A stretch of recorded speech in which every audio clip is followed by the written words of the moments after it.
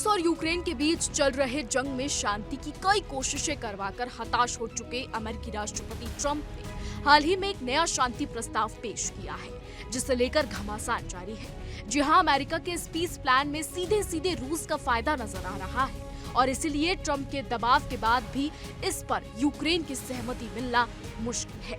इस बीच ये खबर सामने आई है कि यूक्रेन ने ट्रंप के इस प्लान पर कैंची चलवाई है और 28 सूत्री समझौते को छोटा कर 19 पॉइंट्स तक सीमित कर दिया गया है। जी हां, मीडिया रिपोर्ट्स के मुताबिक यूक्रेन के एक अधिकारी ने सोमवार को कहा है कि लगभग 4 साल से चल रहे रूस यूक्रेन युद्ध को खत्म करने के लिए अमेरिका के प्रस्तावित प्लान में अब 28 पॉइंट वाले पीस प्लान के बजाय 19 पॉइंट हैं, ताकि ड्राफ्ट प्रपोजल को यूक्रेन के हक में लाया जा सके। हालांकि अधिकारी ने ये नहीं बताया कि कौन से अमेरिका के प्रस्ताव से कौन से पॉइंट हटाए गए हैं। गौरतलब है कि अमेरिका ने पिछले हफ्ते यूक्रेन और यूरोपीय देशों के सामने एक नया शांति प्रस्ताव पेश किया था। जानकारी के मुताबिक इस प्रस्ताव को अमेरिका और रूस के अधिकारियों ने मिलकर तैयार किया था और इस फ्रेमवर्क पर सहमत होने के लिए पश्चिमी देशों को गुरुवार तक का समय दिया गया था। अब इस प्रस्ताव में यूक्रेन से डोनबास का इलाका छोड़ने, अपनी सेना में कटौती करने और नेटो में शामिल न होने की इच्छा जताई गई है।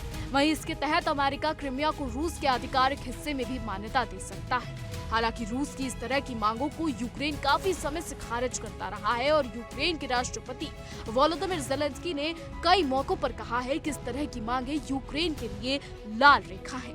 आपको बता दें, इससे पहले ज़ेलेंस्की ने सोमवार को कहा है कि उनका देश एक नाजुक स्थिति में है।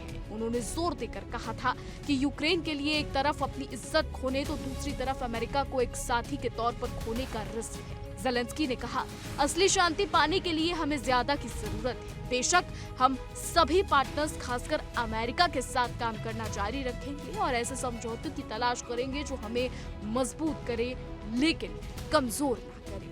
अब यहाँ ज़ेलेंस्की के बयान से काफी सारी चीजें बयां होती हैं। सबसे पहली चीज तो ये कि ज़ेलेंस्की इस युद्ध को रोकना चाहते हैं, लेकिन ज़ेलेंस्की किसी भी तरीके के कॉम्प्रोमाइज यानी किसी भी तरीके की ऐसी चीजें नहीं करना चाहते जिससे रूस को फायदा हो। दूसरी तरफ ज़ेलेंस्की अमेरिका से दोस्ती भी नहीं तोड़ना चाहते हैं, क्योंकि सबसे बड़ा सवाल यहाँ पर ये उठता है कि अगर ज़ेलेंस्की ने जमीन डोनबास का इलाका अगर पुतिन को नहीं दिया या ज़ेलेंस्की ने ट्रंप द्वारा साझा प्लान को नहीं माना तो क्या ट्रंप ज़ेलेंस्की से नाराज हो जाएंगे? ज़ेलेंस्की को इस बात का भी डर है। वहीं ज़ेलेंस्की अपनी जमीन जो है वो पुतिन को नहीं देना चाहते हैं, डोनबास का इलाका पुतिन को नहीं देना चाहते, भाई वो नेटो को भी नहीं छोड़ना चाहते हैं और इसी को लेकर कहीं ना कहीं ये युद्ध और भी ज्यादा भयंकर जो है वो होता जा रहा है। पिछले 4 साल से ये युद्ध चल रहा है और कहीं ना कहीं यही कारण है पुतिन और ज़ेलेंस्की के बीच टकराहट का, रूस और यूक्रेन वॉर का। लेकिन अब सबसे बड़ी बात यह है कि डोनाल्ड ट्रंप ने